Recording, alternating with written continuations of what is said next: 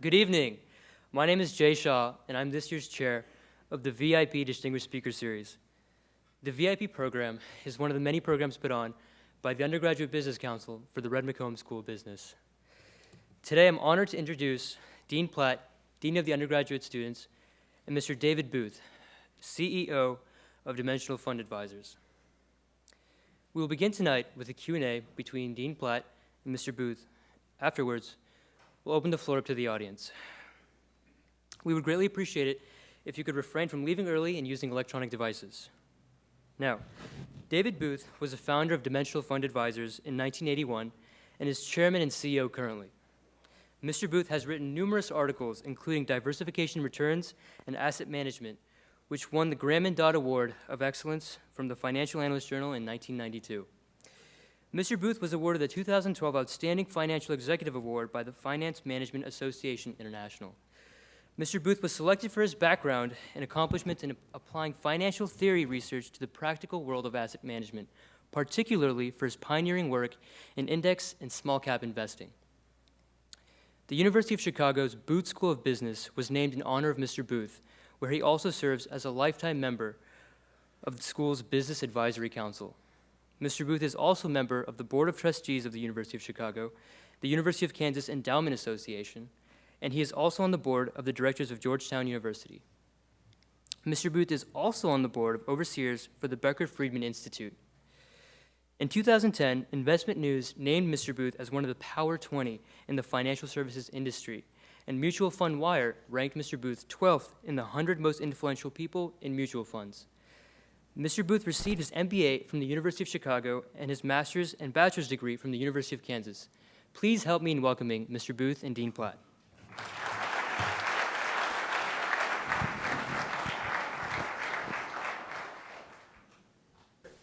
David, thank you for being here. This is a great honor, pleasure to have you here, and to have a chance to hear about your experiences and how you got to where you are now here in Austin, which is great. Glad to have you living here. I'd like to just start off with one of those classic interview types of questions about what your first job was like, and for these folks, what can they expect to experience in their first job? Well, I'm a bad person to ask. My first kind of real job where I got paid more than minimum wage was as a systems programmer for Exxon. It was the best part about the job was I realized I didn't want to go through life as a systems programmer. But then when I finished business school, I went to work for Wells Fargo. That was pretty cool. It was we'd come up with the idea of an index fund. Now index funds are kind of mainstream now, but in 1971, I worked on the first index fund out at Wells Fargo in San Francisco. And for those of you that have ever been to the University of Chicago and see how intense that is, the idea of going to San Francisco, leaving Chicago one day, the next day being in San Francisco, starting, innovating in finance, that was pretty cool. What led you to the idea of an index fund? Well, they'd already decided. Two of the consultants at the bank were Fisher Black and Myron Scholes, and this was about the time while they're working together on the index fund, and they also came up with a little thing called the options pricing model. So that was in their spare time. Those were pretty heady days. The world of finance really changed so much from the mid-50s to mid-70s. If you break in economic history, sometimes they break things down between inventing and innovation, invention and innovation. Kind of invention was really the mid-50s to mid-70s. There's been a lot of innovation since, but nothing the path-breaking work like that went on in that 2 decades. What do you see in the way of invention and innovation now? Well, it's a lot of it's global. I mean, it's I think there's always room for new products for sure. Thank you. I mean, we come up with new products, all the time, new services. I think the big change in financial services globally has probably more to do with distribution than it does with building the better mousetrap. Part of running a business, you got to build the mousetrap, then you got to sell it. And financial services, have benefited substantially from, Moore's law, where the cost of computing, cuts in half here, and about every 18 months. And so, relative to when I started the business, administrative costs are so low, and there's so many ways of doing social networking and so forth. I think the cost of distribution will be plummeting, and you'll see a lot of innovation based on that. What do you think has set you apart from your peers to get you to the position you're in now? Well, as a firm, I think we have the strong set of values about what we believe. It's this equilibrium view of investing, or efficient markets, however you want to describe it. What happened to me was that in business school, this was in this 2-decade period of rapid change, and I don't know what they taught in finance before 1954 or something, but by the time I got to business school in '69, already the idea of a market efficiency and stuff was starting to get developed, and it was a really exciting time. And Chicago was really one of the centers, if not the center, of this new way of thinking about finance. And the economics guys were there. As you know, maybe a third of the people that ever got their Nobel Prize in economics had been in Chicago, and a lot of them were teaching then. The Vietnam War was going on, and it was just a very exciting time to be at school. And I decided I didn't want to be a professor, and I love professors. No offense taken. But yeah, I thought it was rather than my comparative. One of the first things they teach you in business school is comparative advantage, right? My comparative advantage was not in thinking up the next great idea. My comparative advantage was implementing the idea. And so what really separates us, I think, is we still have this strong academic connection with very principled values. People kind of have come to us and worked with us because we have a shared view of markets and how they work. Right. And we're true to that view. And so people like Fama, for example, who I worked for, in school, he has a very short tolerance, low tolerance for anything that isn't what he would consider to be pure. And so that was always kind of how we started, was try to implement this set of ideas. And we didn't have any great ambition. It was just try to do the right thing and see where it takes us. Well, that's how you got started. Then what sustains you over the years and makes the company grow apart? Well, first place, I mean, innovation is always pretty cool. I love change, and we learned a lot, over the years, and learned a lot about investing, risk and return in the simplest form, the dimension. So when I was in school, they taught the single factor capital asset pricing model. Now we, over the years, we've got into a multi-factor story about which. In terms of investing, we think of stock returns and bond returns as having dimensionality to them. And this dimensionality is identified largely by academic research. So it's always a continual evolution of talking to clients, seeing what's on their mind, having some academic research in the background, and trying to put the two of them together. That's pretty cool. You'll never run out of opportunity doing. So you actually read academic research papers. We've always wondered if anybody actually read them. So I read them. I can't say I understand them. Actually, the truth be known, I mean, the way we do when we are brainstorming a significantly new idea. I mean, not just a version of something else we've done. We have our head of research, our chief investment officer, myself, and then Fama, Gene Fama, Ken French, and Bob Merton. We sit around a table and discuss things. Now, at that particular moment in time, I freeload on the academic research. I figure, why should I stay up late at night reading research when I got Fama, French, and Merton sitting right there? I mean, they can explain it to me. So I skimmed through it pretty much, and here again, going back to comparative advantages, we're sitting around a table. You got to figure out, what a new investment fund might look like, and then how you're going to sell it, and portray it, and picture it to clients. And that comes where I come in. So it creates a nice dialogue. And they're probably not as good at that as you are. So. Well, it's not their comparative advantage. See, nice thing about comparative advantage is you don't have to say if somebody's really good or bad at any particular thing. It's also nice not to have to be good at everything. Yeah. So that's a plus. Who do you admire most? Well, I admire people that have a well-developed point of view, philosophy. It could be in finance. I admire, obviously, my mentor is Gene Fama. I mean, I admire him a lot. But I think people that can identify what's good and from what's good and helpful and useful. I think at the end of the day, we all want to look back and think that our period of time here on Earth, we made things a little better for our being here than we weren't here. So I admire people that, kind of have the right objectives in mind.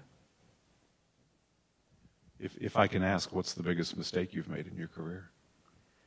Well, the way I look at it, I haven't made any in the sense that, sure, I've said a lot of inappropriate things and done the things I probably shouldn't have, but I think that's part of, or sometimes people ask me the question, if you had to do it all over again and you're going to change one thing, what would you change? And I said, I wouldn't change anything. I don't know how I got here. Why did I get so lucky? And I think a part of it is those mistakes I made along the way probably gave me some, background or sympathy that I wouldn't have had otherwise had I not made those mistakes. So how's the company evolved since you first started, and what's changed about it? Well, when we first started, our first office was my apartment. I converted my spare bedroom to our trading room. That was our first trading room. And so that was pretty primitive. Now we got this big fancy office out in Bee Cave Road and, 8 other offices around the world. And, it's the business is global now. Along the way, after we've been in business now 31 years, one of the things that happens is kind of funny is that maybe it's because I'm just getting old, but people are more likely to listen. When people first heard the idea of things of an index fund, it just is so counterintuitive that in every other industry almost you can think of, if you have smarter people that work harder, they'll do a better job than those on the other side. But in the investment world, it is that. The incentives are so huge to have any kind of edge at all. That's what kind of leads us to conclude that your best assumption is, and going through life, you're best off behaving as though you believe markets are efficient and not trying to waste a lot of energy and cost trying to outguess the market. So anyway, that's what's evolved is over time, people are more sympathetic to that idea. The first time they hear it, they go, that can't possibly be true. And now we're almost mainstream, heaven forbid. So as you evolve, I was wondering what role Asia might play, because I noticed you have offices in a lot of places, but really not in Asia at this point. We're just opening offices we're finishing the registration, all our registrations necessary, and we're opening offices in Tokyo and Singapore. And we have a number of sovereign wealth funds in Asia. That's the Asia market. You don't have a lot of retail investors going down to Schwab and whatever. I mean, it's big families and sovereign wealth funds. And over time we got a number of those funds as clients. So we felt we had to have open up an office. And particularly Singapore is a very nice time zone to operate in. So do you see the economy continuing to strengthen worldwide? The euro problems going away, or? The euro problem's going away. I mean, what amazes me is people were shocked that the Italians aren't keeping their word. You know, the elections they had on Sunday, you know? Well, don't you read history? Or, I mean, what anyway. So I think ultimately the euro will break up, which is fine. I don't know.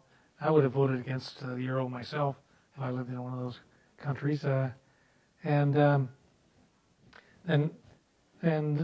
basically, over the long haul, I think the world operates because people try to create a better life for themselves, and that creates a natural, headwind or tailwind, I guess, for an economy that is hard to, eliminate or whatever. Increasingly, big governments around the world are taking a bigger share of the whole economic pie, and that has the consequence of, creating lower growth rates. But human nature being what it is, it can offset most of that, and there'll be continued growth. So if the eurozone is going to break up, as you say, what do you think companies should do with that in mind? That's somewhere out there in the future. Oh, I think if the euro, the euro broke, the eurozone, I think there'll always be a eurozone in the sense of treaties, free trade pacts, because that makes a lot of sense. Everybody has a big incentive. I mean, even Obama's out there talking about a trade pact with Europe. I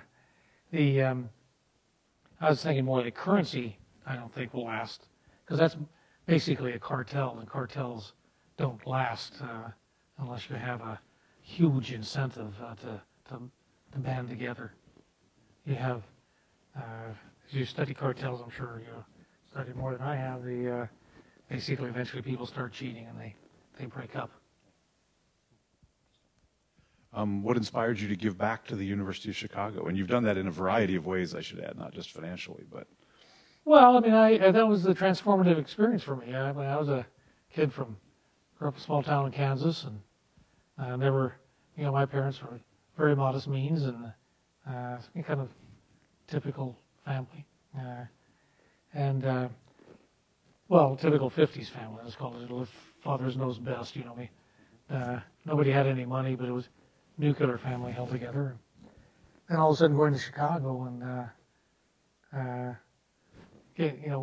working side by side with all these great people.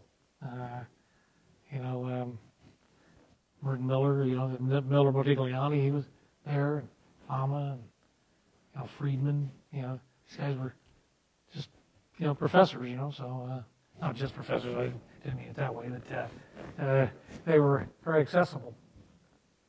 And I started the business.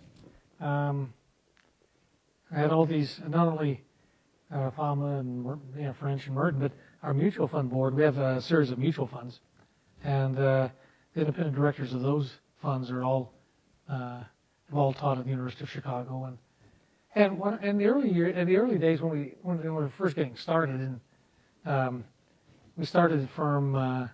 Our first fund was a small cap fund. We were the first people to really come out and launch a small cap as an asset class. I was the first portfolio manager, and I actually hadn't managed money before. And in our business, a track record is the most important thing to have. So, how do you get started? And I think a lot of it was we would throw out indiscriminately the names of all these people and say, now can I come talk to you? And people go, gosh, you're connected with all those people. Yeah, I'll come in and I'll talk to you. So I think we just had, and Merton Miller, unfortunately, who passed away maybe 12 or 13 years ago, he always had the great one-liner. He summarized things, complex issues, so simply that I would just kind of write down whatever he said and go out and, use it on people. So it's had enormous help in so many ways. And just growing up and having that rigorous training on really thinking theory and being able to get into a situation and put it into an analytical framework and make a decision. I think that's, as they say, they didn't teach you what to think, but how to think. I don't know, you probably share that view as well. And We try. you try. And that's, what a gift. So when we gave our kind of lifetime gift to the school, it's not a gift, it's a payback, So you seem pretty passionate about financial services, but can you see yourself being in some other field and being successful in it? Well, you're talking to a guy, I happen to have a vineyard, so if anybody wants to buy some wine, after, and it has a lot of the same, appeal in that there's a certain amount of science to it, and there's quite a bit of judgment to it. That science can take you only so far, and then there's a healthy marketing component. Yeah. And if you go out to Specs and see all the wide number of brands of wine, how are you going to get yours sold? That kind of thing. So it has a lot in common with the investment business. I've heard it said that the easiest way to make $1 million at running a winery is to start with $10 million. Yeah, right. It's the main advantage of having a vineyard is it keeps you from buying a boat, which is even worse. So, What's the best piece of advice you were ever given? best piece of advice I was ever given. Oh, geez. Don't buy a boat. Don't buy a boat, right? Yeah. I had so much, so much guidance. It's kind of like saying, what was your favorite kid? I had so many, many people helping along the way. I think probably the best piece of advice I had was like when I was thinking about either going to, graduate school in Chicago or going to sell computers for IBM. This professor said, go to Chicago. And that was probably the best piece of advice I got. So a question near and dear to the hearts of the students in the room. When you hire someone or when you promote someone, what makes a person stand out? Well, it's pretty easy to identify. You get people that come in and they think independently, more than the worst hires are people go, it's just a job, they go in and they do things because the person before them did it that way, or they think people say, we get some instructions to do something, and they follow that literally rather than standing back and thinking, what's really going on here? I know the person asked for this, but I think I'll give them a little bit of feedback if we change things around a little bit. Probably be a little bit better. So people that just get plugged in, that seem to add something above and beyond what you would expect by just giving instruction out. Is that initiative? That'd be initiative. the right I mean, what makes an A student versus it's probably the same. A lot of studying. A lot of study. You work hard. You just somehow you have that extra something that distinguishes from other people. So you've been doing this. You've been in this field for a long time. What continues to surprise you about it? And what continues to surprise me is that people continue to get sucked into all the scams that are out there.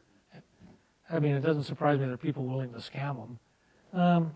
And that the government government and big business kind of work together, kind of around the world, not just the U.S. And you get all these regulations. You know, it's kind of a joke when you pass Sarbanes-Oxley or Dodd-Frank. Everybody, you know, the Congress people think, aha, we got those suckers now. We're going to go after these banks. And it always gets turned around eventually over the long haul. And, you know, so what amazes me is, you know, how expensive, look at financial services. They're way too expensive. They're distributed by people that get paid the most for selling you the worst stuff. You know, I can't believe that people, you know, you go back to somebody like a Madoff, you know, why wasn't he identified earlier? I mean, you had people, for example, calling up the SEC, right, and saying this guy's a crook, and they couldn't figure it out. And then you have his clients, I think many of which, in my guess, I have no inside knowledge, realized he was a crook, but because their returns were too good to be true, but they didn't want to know. And so, you know, you have this kind of cozy industry where the net effect is people end up either having to work longer, or, you know, than they should, or have a you know, a disappointing financial experience throughout their life cycle. It doesn't sound like you're very optimistic about the government regulation of the financial industries or the Wall Street. No, banks. I mean, they had plenty of you know, financial services is one of the most highly regulated industries around. And it just goes to show you, they can't, you take the financial downturn, you take like home mortgage, you take any part of the problems we had, they missed it by a mile. They were throwing fuel on the fire, you know, these mortgages and stuff, you know, now they come back and it's kind of like that in Casablanca at the end, Claude Rains comes into Rick's place and says, I'm shocked, there's gambling going on here, right? In the meantime, he gets his chips in his pocket, you know.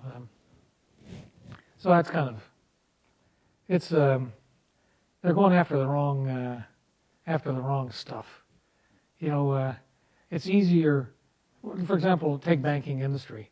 They ought to increase capital requirements. But instead they don't want to touch that because that inflicts some pain on somebody. They would really try to figure out how they can make rules for trading that the banks can't game against, you know, which is destined to failure. So it's not a matter of giving up, it's a matter of doing things that they don't seem to want to do. Don't seem to want to do, you know, it's over the long haul, you know, market incentives are so huge. It's hard to believe that government can really change business practice in any meaningful way. Well, since we've got you here, maybe you could give these aspiring wealthy people some financial advice. I noticed that often DFA funds are held by investment firms or investment advisors really, that work primarily with wealthy people. So until these folks get to the point where they can invest in DFA, what should they be thinking of doing as they leave school? Well, human capital is still the best thing to invest in. Of course, they've invested a lot here.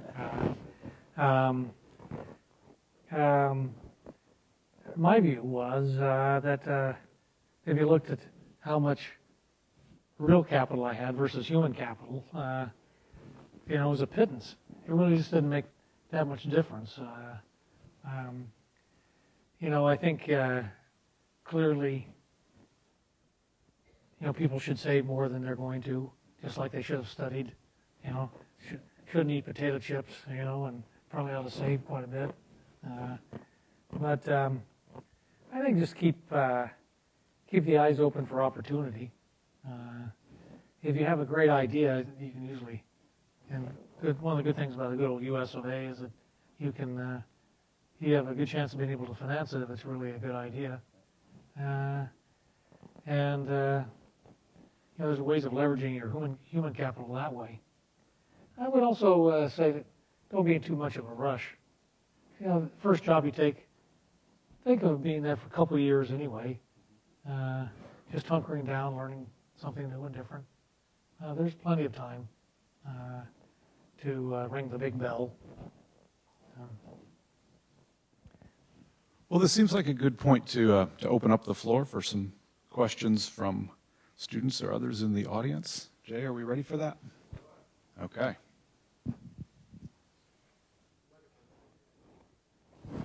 We can't see a thing from here. Okay, so we can get Lights are bright.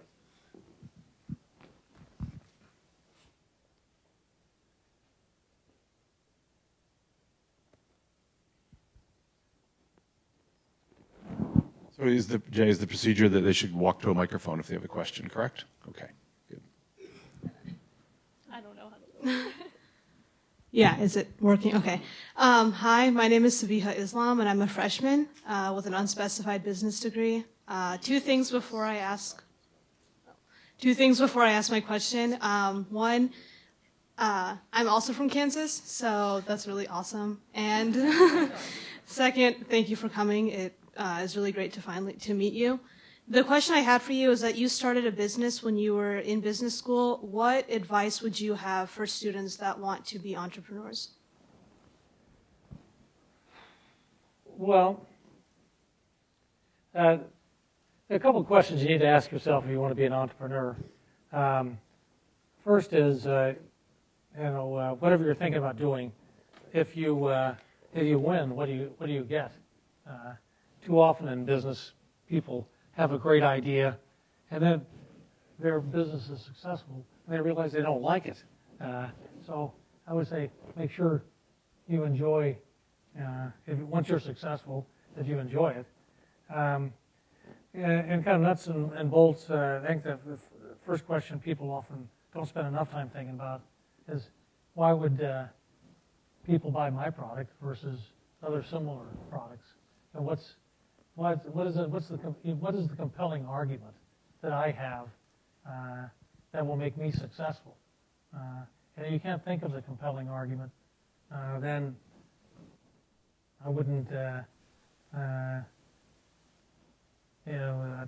I'd keep thinking about it till I got a compelling argument, I guess, because once you get out, things are always tougher. They take longer, to do, and your sales response is always less than you expect. And, so you got to make sure you have a compelling argument, and then make sure it's something you really want to do. Thank you. Hi. First of all, thank you so much for coming. My question is about the quote you had about the euro. You said the euro is probably going to go bad, which is fine. But I love your optimism. But as a $300 billion plus cap fund manager, do you honestly not see any repercussions for the U.S. economy in the event the eurozone crashes? Okay, well, the eurozone crash. I mean, if the eurozone crashes, it's going to back up into us. Anyway, again, I was separating the euro currency from the euro, the common market. I hope they pull it out, for sure. I'm not overly optimistic that they will. As a good friend of mine teaches at Chicago, Italian professor, Luigi Zingales, was saying Italy has to decide whether they want to be a province of Germany or they want to be an independent country. And my guess is they'll choose to be an independent country. And because if they want to stay in the eurozone, they're going to have to be a province of Germany. So I think he's probably right on that. What if the banks fail in Europe, or a lot of companies fail in Europe? What do you see the effect on your funds being? A lot of your clients are hedge funds, I'm assuming. Well, I think you're getting into a line of inquiry. What's really a problem right now are governments. Corporations around the world are pretty much in pretty good shape. Sure. They've been running pretty lean and mean for the last half dozen years.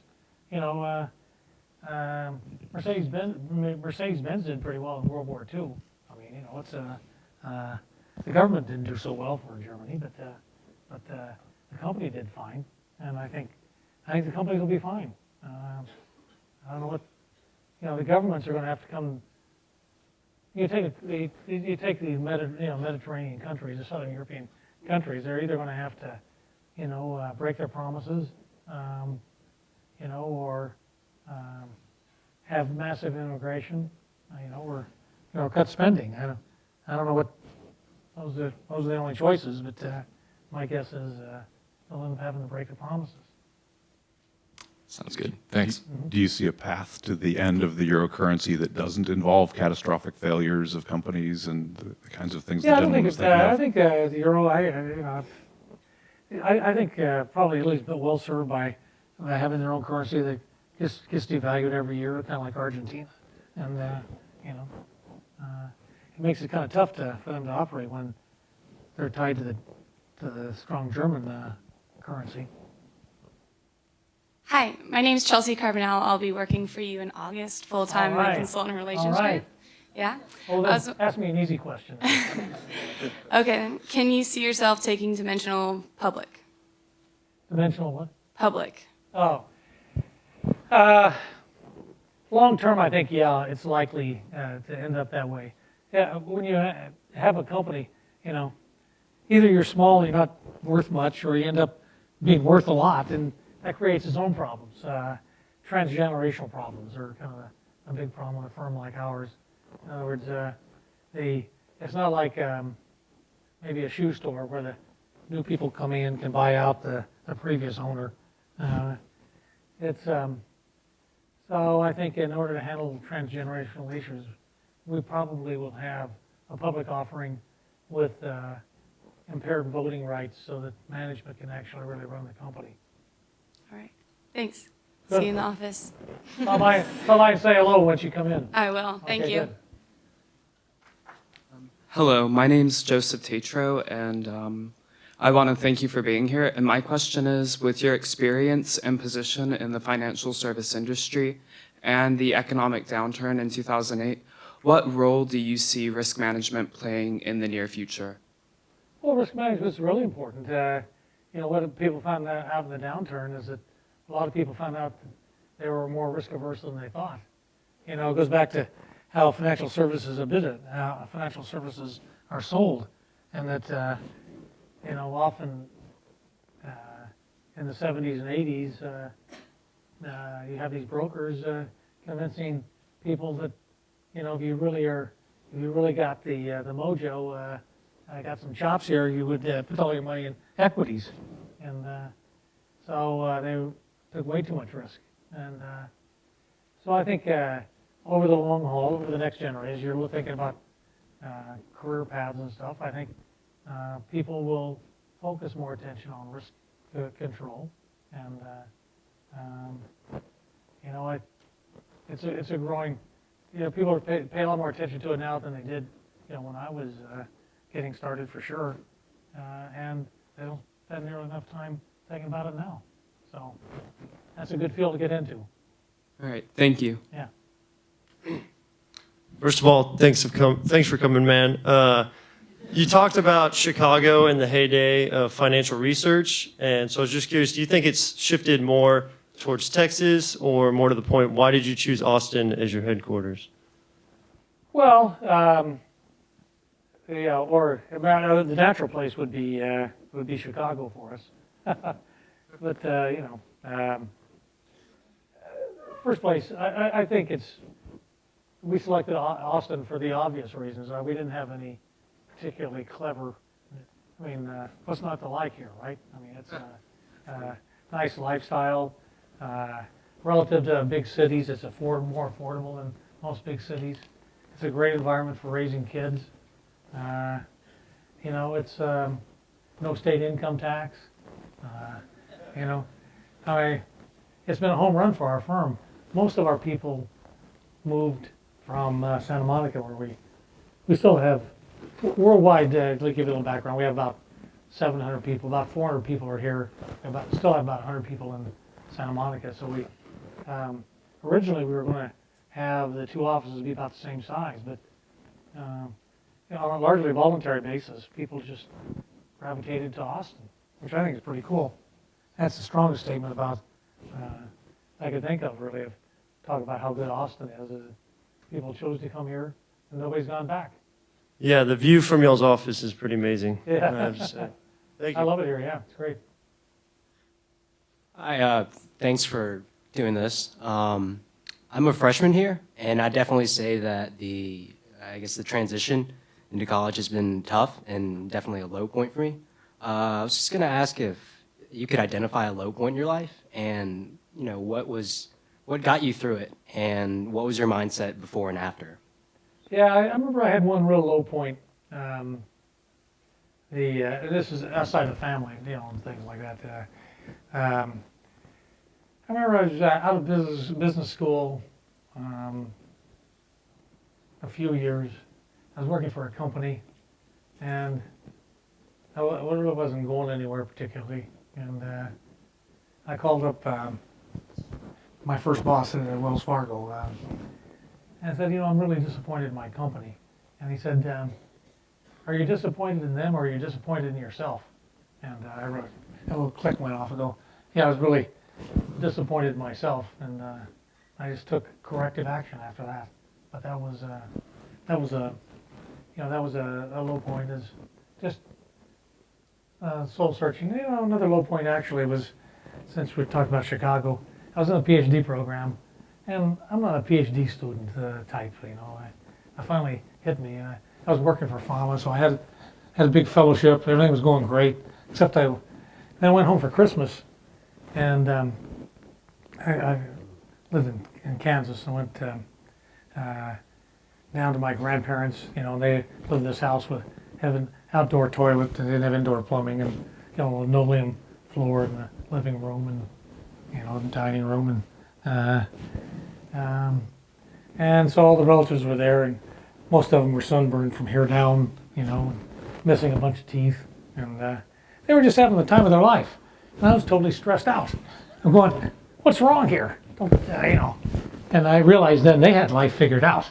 I was the one that needed to figure out what life was about, and that was kind of the beginning of the end for me, saying I'm not cut out for this. My comparative advantage, being nice to myself, my comparative advantage is not being a professor. Thank you.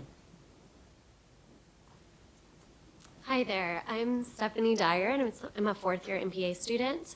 And one of my biggest weaknesses is trying to juggle too many things at once. And being as successful as you are, what is your secret strategy in balancing work, personal life, continually educating yourself? You just have to force yourself into figure out what's prioritizing things, and it's letting some things go. I drive some of my friends nuts because I don't always read emails, which in your generation, everybody reads it right away. But I figure I have so many people calling up saying, I just need 5 minutes of your time, or can I spend, what do you think of this or that?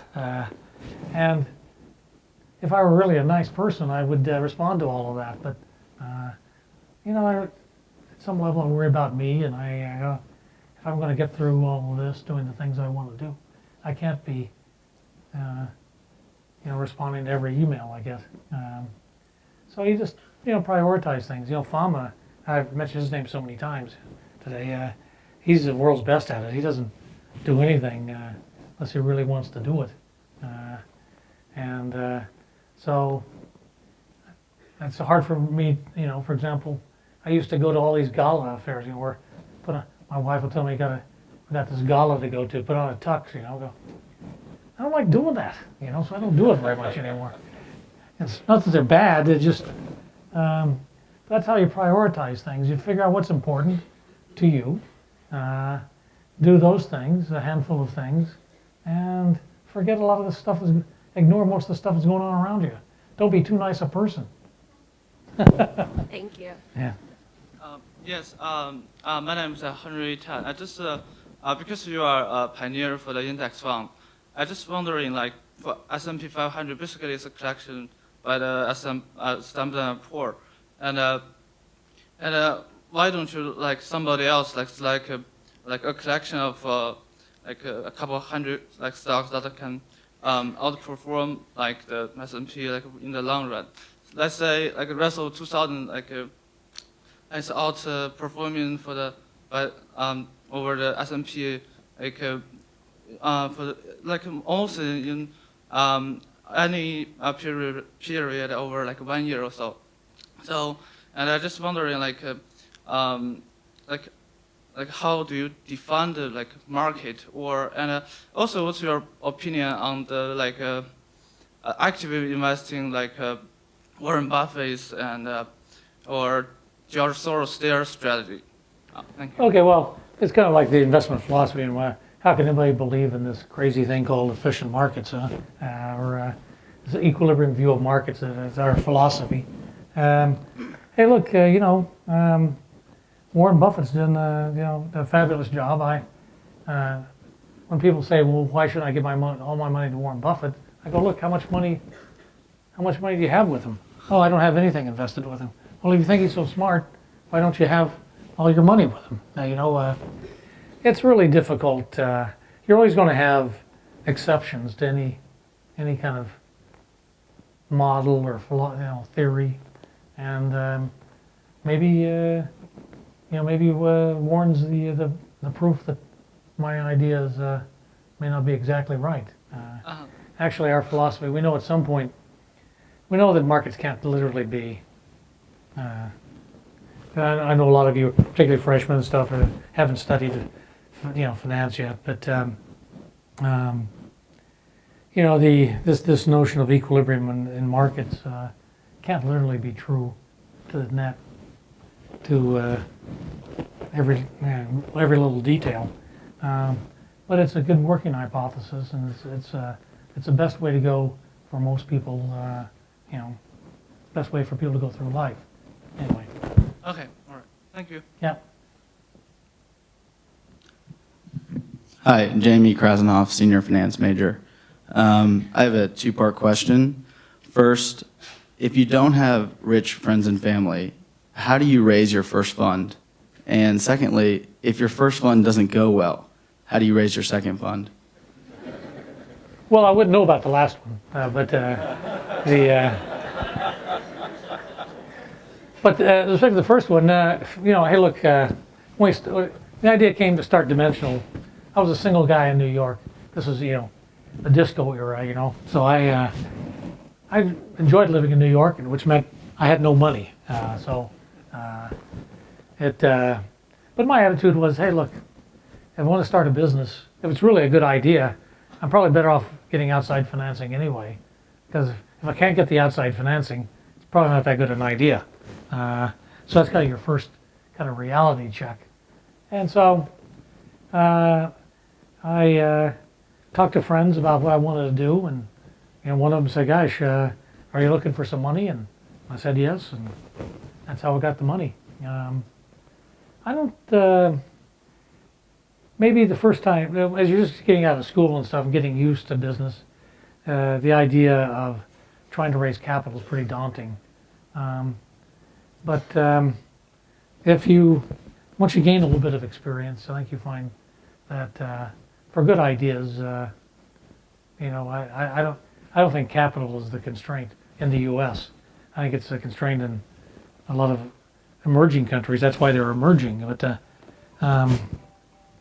so I don't think that was very helpful to you. No, it was good.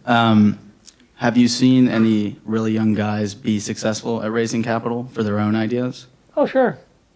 I mean, Silicon Valley's full of them. You'd be an old person in Silicon Valley. Financiers, specifically. Sorry, what? People, hedge funds, alternative assets, people in finance, not Silicon Valley programmers. Yeah. You have seen. We have. Okay. Gosh, are we now getting to the heavy hitters here with coat and tie? And a little bit. Sagar Parikh, BHP and finance major. So my first question is, what's the most valuable mistake you've ever made? I often ask, I must have a mental block about mistakes, because people ask, about the mistakes, and I guess I hide them pretty well. Not that it's been an unmitigated, rise, but I don't. Things either go well or they don't go so well. I don't really. I guess I must ignore setbacks. I just actually that's maybe a way to have. I ran across this firm in Kansas, this foundation in Kansas City, the Kaufman Foundation, and they study entrepreneurial. They study entrepreneurs. So I asked them a question. So you study all these entrepreneurs. What do the successful ones have in common? And basically they said about the only thing they found out so far is that they're all overconfident. I mean, they just know they're going to work. They can't believe they wouldn't be successful. Other than that,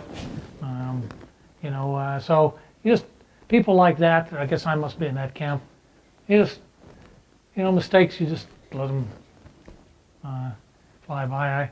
I guess probably if I had to say one piece of advice in starting, that I didn't realize in starting a business, I mean, in school they'll teach you that cash flow is important. But however important they tell you it is, it's more important than that. So cash is king. Fair enough. And then a second question.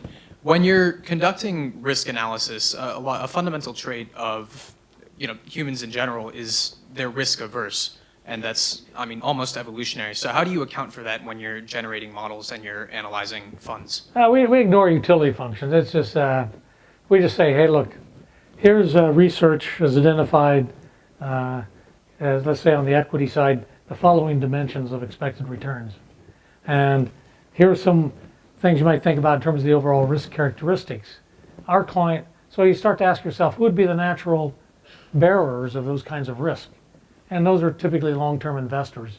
So we go out to clients and say, look, as a long-term investor, probably you're the natural bearers of, say, small cap risk, or other forms of risk. And we've designed these portfolios for people like you. Thank you. Yeah. Hello, my name is Becky. I'm a sophomore accounting student, also from Kansas. So All right. Rock Chalk. Go Jayhawks. Yeah. Did you see the game last night? No, sorry. I didn't, but I thought it was pretty good. So yeah. So my question for you is, coming from a conservative background, what would be 3 values that you'd see modeling that you make your decisions off of? 3 values in yourself. Decisions about what? I mean. Like ethical decisions or business decisions. Like, what are 3 Well, values? I think first place is you have to. One of the things that I'm pleased. If you look back what you like about what you've done, we have a real strong sense of ethics. It's kind of, for me, a strong sense of ethics is important. So one of the cool things, and which is probably a reason to be ethical.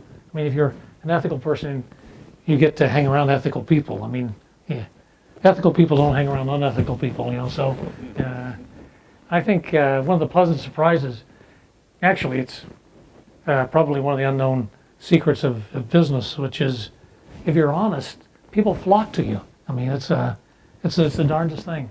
So if you're straightforward, honest being more than just not stealing, but honest, objective, be objective about data and objective about issues and deal with them honestly. I think when you read about business growing up, you think that all these people are out there trying to steal from each other or something. But I think those are short-term solutions. I think if you want to have a long-term career, to have a well-developed set of ethics. Thank you. I think we have time for one last question. Good afternoon, and thank you for joining us. My name is John. It seems that institutions, financial institutions, are moving more and more towards the private wealth management model. And I was curious, I know that you're a very firm believer in the efficient market hypotheses. Where do you see the industry moving within the private wealth management industry? How do you see that really affecting the future? Well, there's some great. You're you're onto a nice, interesting topic, which is financial services around the world have largely been distributed by commission salespeople. Governments around the world are starting to shut that down. UK and Australia this year are starting to eliminate commission salespeople in financial services, which I think is very healthy. When starting about 20 years ago, not 20, yeah, a little over 20 years ago, we decided we wouldn't sell directly to the public, not because the public is bad, but if you look at what the economics, if you want to be a low cost provider, you can't spend a lot of money in marketing. Which is, if you start working with individuals, it's very costly to sell to individuals. But about 20 years ago, we started working with fee-only financial advisors. These are in contrast with commission salespeople. That's taken off. We've grown with that industry. It's growing like gangbusters. It's still a small part of financial services, but if you want to think about private wealth management and the trends that are going to be important to you for getting a job long term, think about fee-only side. In other words, let me explain that a bit. Let's say you have you've got a bundle of money somehow and you want to invest. And you go to a brokerage firm. They'll charge you a commission for trading, but they won't charge you any money as a consulting fee. But let's say you go to your CPA firm, for example, might have a wealth management practice, and they'll charge you a cash fee, but they're not commission brokers. So the commission broker will say, why don't you invest with me? I won't charge you anything. I'll just do it for commissions. And if you're going to invest, you're going to have to pay commissions somewhere anyway. So why not invest with me? Mm-hmm. And the incentives are all misaligned as a reason. Going back to ethics and stuff. Commission salesmen only get paid for, they only get to eat what they kill. And, they get paid the most for selling you the worst stuff. So that's not the kind of industry that really grabs me, So we chose to go a different path, and we happened to have,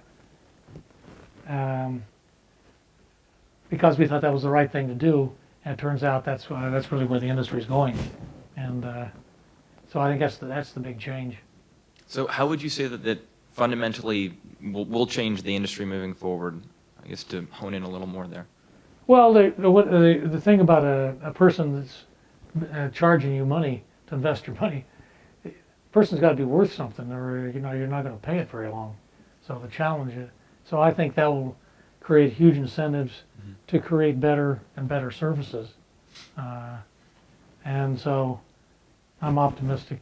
Of course, I think people that kind of are equity managers probably are more optimistic than bond managers. People who buy bonds, I think they can always see the glasses half empty. Thank you for your time. Okay, thank you. Thank you all for your questions. Very good questions. And David, thank you for sharing all of your thoughts with us and your comments. We really appreciated it. Jay, would you like to come up and finish the event? Thank you. Mr. Booth, that was awesome. Thank you so much for coming. We really appreciate your time. Now, we have a tradition here in VIP, a little way of showing how much we appreciate you coming. So we got you a custom Stetson cowboy hat, fitted just for you, and I would love for you to try it on right now. Yeah, that's right. All hat, no cattle. There we go. Can you do a hook 'em for us? There we go.